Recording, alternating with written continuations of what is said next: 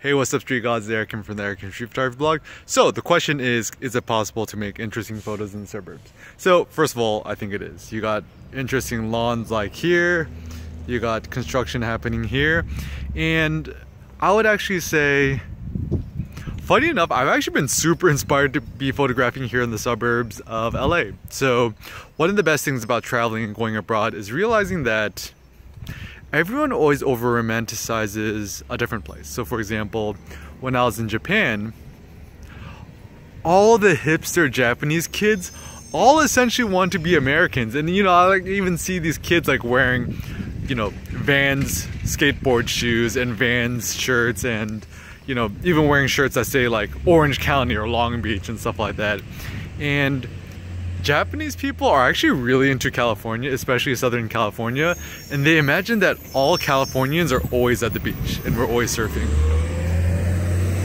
And also the good thing about the suburbs, you have all these nice garbage trucks following you regardless of where you go. But anyways, so where was I? Oh yeah, okay, so the biggest random inspiration that I've got recently is going to Walmart. So ethical concerns aside, you know, I think for the most part, Walmart's probably a pretty unethical company. However, I found it super interesting to be at Walmart because if you're outside of America, like in Europe and Asia, the concept of Walmart is super weird. Like, there's so much shit, like, and everything is so cheap. Like, I was able to find a white Gildan t-shirt for $3. $3 for a brand new t-shirt. That blew my mind. And I could buy 18 eggs for $1.48. I'm like, oh my god, like, why would I ever leave the suburbs? Because everything's so cheap. And I even saw a tube of ground beef. 10 pounds of ground beef. It's insane. It blew my mind. So anyways, so I essentially went around Walmart just taking photos, and it was interesting because not only could I take photos of myself in Walmart, take photos of just stuff in Walmart that I found weird or interesting, but also just photographing strangers and people inside Walmart. I even shot a street portrait. You could check out one of the videos. Anyways, so one of the biggest benefits of leaving the suburbs is when it came back to the suburbs, I'm like, man, the suburbs are a pretty weird place. And even like thinking about different people's driveways, the way that they try to live out the American dream. So even being here in the suburbs of LA, there's a lot of people who own RVs, people who own you know, massive SUVs, people who own trailers, people who own boats. And so you could do a really good job documenting in the suburbs like excess in America.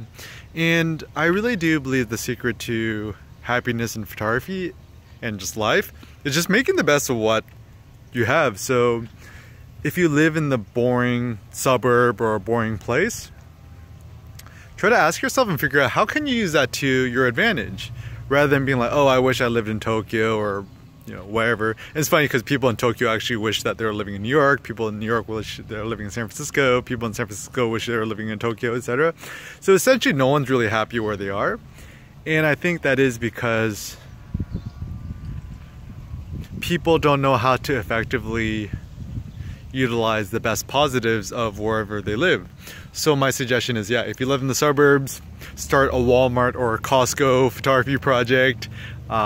Document American excess and just make some sort of political or social commentary or satire. And no matter how bored you are, you can always find interesting things. Like, I'm even walking around the block here in the suburbs. Remember that? Like the freaking Hummer cars. So like that would be kind of an interesting photograph to just, you know, comment on American excess. And remember, it's not about getting a bunch of likes on the grams, it's about making photos which are fulfilling to you. And I think to make more meaningful photos, make more photos which have some sort of political or social commentary, and make photos that make you smile, alright? So if you want some more inspiration for photography, street photography, pick up a copy of Street Hunt. so you could keep hunting in your photography and your street photography. Link in the description below. Peace out.